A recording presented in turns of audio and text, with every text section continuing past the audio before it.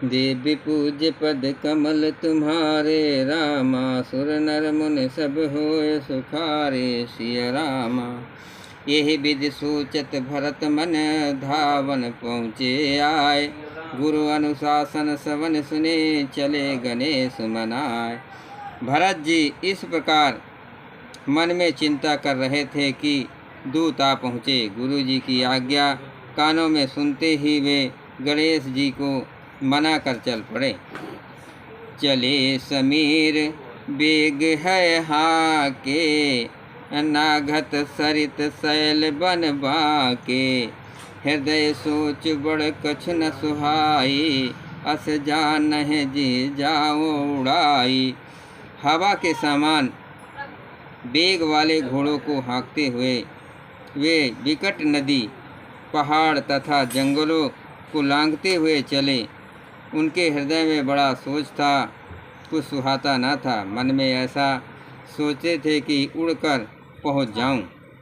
एक निमेष बरख समझाई, यही विध भरत नगर नियराई। असगुन होय नगर पैठारा, रटहि कुभात कुखेत करागा।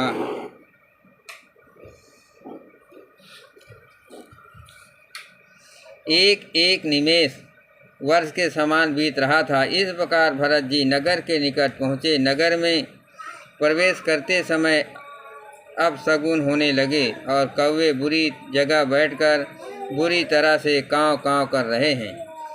खर सियार बोले प्रतिकूला, असुनि सुनि होय भरत मन सूला।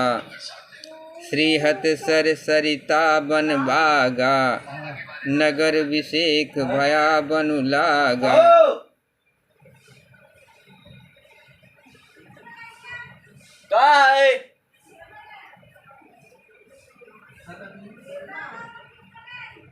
गदहे और सियार विपरीत बोल रहे हैं और ये सुनकर भरत के मन में बड़ी पीड़ा हो रही है। तालाब, नदी, वन, बगीचे सब शोभाहीन हो रहे हैं। नगर बहुत ही भयानक लग रहा है। खग मग है गय जाहे न जोये, राम वियोग कुरोग बियोए। नगर नारी नर निपट दुखारी, मनहु सबहि सब संपत हारी। श्री राम जी के वियोग रूपी बुरे रोग से सताए हुए पक्षी, पशु, घोड़े, हाथी ऐसे दुखी हो रहे हैं कि देखे नहीं जाते हैं। नगर के स्त्री पुरुष अत्यंत दुखी हो रहे हैं, मानो सब अपनी सारी संपत्ति हार बैठे हैं। देवी पूज्य पद कमल तुम्हारे, रामा सुर नर मुनि सब होय सुखारे। सिया रामा पुरजन मिलय न कहें, कछु गवहि जोहारहि जाय। भरत कुशल पूछ ना सके, भय विषाद मन माय। नगर के लोग मिलते हैं पर कुछ कहते नहीं। गौ से चुपके से जोहार बंदरा करके चले जाते हैं। भरत जी भी किसी से कुशल नहीं पूछ सकते, क्योंकि उनके मन में भय और विषाद छा रहा है। हाट बाट नहीं जाय निहारी, जन दुर्दह दिस लाग दवारी।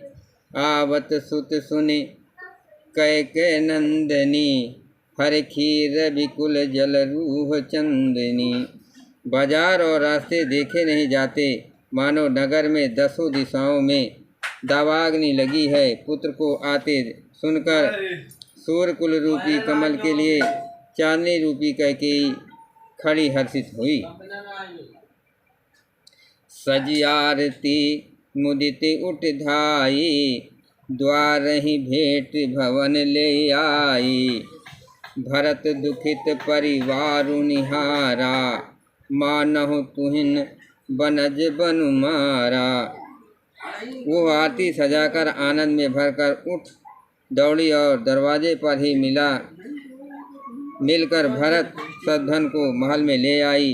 भरत ने सारे परिवार को दुखी देखा, मानो कमलों के वन में पाला मार गया हो। कैकेयी हरखित यही भांति, मनहु मुदित दौलाय किराती। सुतहि ससोच देख मनु मारे, पूछत नए हर कुशल हमारे। एक कैकेयी इस तरह से हर्षित दिखती है मानो भीलिनी जंगलों में आग लगाकर आनंद में भर रही हो। पुत्र को सोच बस और मन हारे मारे बहुत उदास देखकर वो पूछने लगी, हमारे नैहर में कुशलता तो है? सकल कुशल कही भरत सुनाई, पूछी निज कुल कुशल भलाई। कहूँ कहाँ तात कहाँ सब माता, कहाँ सिया राम लखन प्रिय भाता। भरत ने सब कुशल कह सुनाई, फिर अपने कुशल की कुशल क्षेम पूछी, अपने कुल की कुशल क्षेम पूछी। भरत जी ने कहा, कहो पिताजी कहाँ है, मेरी सब माताएं कहाँ हैं, सीता जी और मेरे प्यारे भाई राम लक्ष्मण कहाँ हैं। देवी पूज्य पद कमल तुम्हारे, रामा सुर नर मुनि सब होय सुखारे। सिय रामा सुनि सुत बचन स्नेह में, कपट नीर भरि नैन। भरत सवन मन सूल सम, पापन बोली बैन।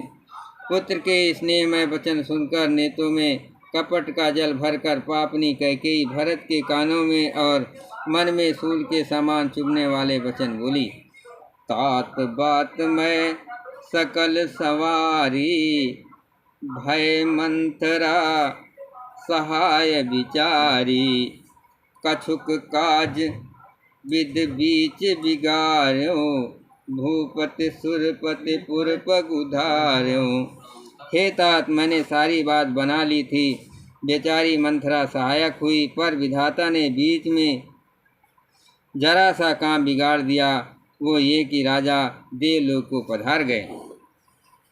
सुनत भरत भये विशद विषादा, अजन सहम्यु कर के हरि नादा। तात तात हा तात पुकारी, परे भूमि तल व्याकुल भारी। भरत ये सुनते ही विषाद के मारे विवश बेहाल हो गए, मानो सिंह की गर्जना सुनकर के हाथी सहम गया हो। वे तात तात हा तात पुकारते हुए अत्यंत व्याकुल होकर जमीन पर गिर पड़े। चलत न देखन पायो तू ही, तात न राम ही सौंपहु मोही। बहुर धीर धर उठे संभारी, कहो पितु मरण हेतु महतारी।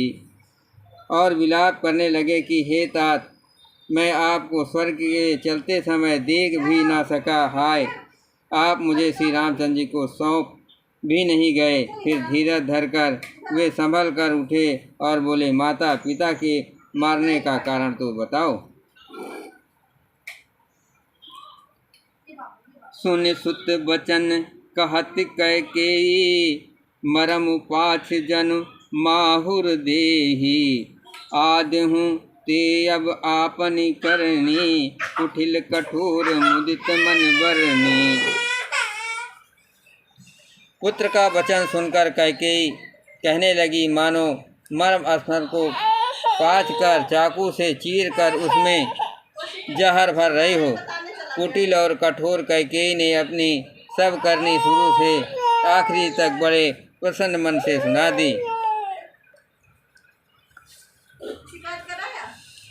भरत ही बिसरो पितु मरन, सुनत राम बन गौन। हेतु अपनो पो जान जी, थकत रहे धरि मौन।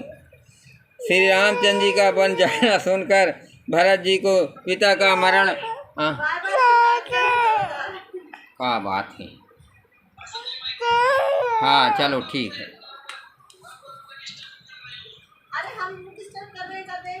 भरत ही बिसरो पित मरन, सुनत राम बन गौन। हेतु अपनोपन जान जी, थकत रहे धरि मौन। श्री रामचंद्र जी का बन जाना सुनकर भरत जी को पिता का मरण भूल गया और हृदय में इस सारे अनर्थ का कारण अपने को ही जानकर वे मौन होकर स्तब्ध हो रहे हैं, अर्थात उनकी बोली बंद हो गई और वे सन्न रह गए। बिकल बिलोक सुतय समुझावत, मनहु जरे पर जोन लगावत, मनहु जरे पर लोन लगावत, तात राव नहीं सोचहि जोगु, बिड़य सकत जस कीनहु भोगु। पुत्र को व्याकुल देखकर कैकेयी समझाने लगी, मानो जले पर नमक लगा रही हो। वो बोली, हे तात, राजा सोच करने योग्य नहीं है। उन्होंने पुण्य और यश कमाकर उनका पर्याप्त भोग किया है। जीवन सकल जन्म फल पाए, अंत अमर पति सदन सिधाए, अस अनुमान सोच परिहरहु, सहित समाज राजपुर करहु। जीवन काल में ही उन्होंने जन्म लेने के संपूर्ण फल पा लिए हैं और अंत में वे इंद्रलोक को चले गए। ऐसा विचार का सोच छोड़ दो और समाज सहित नगर का राज्य करो। सुनि सुठ सहम्यहु राजकुमारु, पाके छत जनु लागे अंगारू, धीरज धरि धरि लेहे उसासा, पापन सबहि बात कुल नासा। राजकुमार भरत जी ये सुनकर बहुत ही सहम गए कि मानो पके पाव घाव पर अंगार छू गया हो। उन्होंने धीरज धरकर और बड़ी लंबी सांस लेते हुए कहा, पापनी, तूने सभी तरह से कुल का नाश कर दिया। जो पै कुरुच रही अति तूही, जनमत कहे न मारे मोही, पेड़ काटित पालहु सींचा, मीन जियन नित बारे उलीचा। हाय यदि तेरी ऐसी ही अत्यंत बुरी रुचि दृष्ट इच्छा थी तो तूने जन्म से ही मुझे मार क्यों नहीं डाला। तूने पेड़ को काटकर पत्ते को सींचा है और मछली के जीने के लिए पानी को उलीचे डाला है, अर्थात मेरा हित करके जाकर उल्टा तूने मेरा अहित कर डाला। देवी पूज्य पद कमल तुम्हारे, रामा, सुर नर मुन सब होय सुखारे, सिय रामा।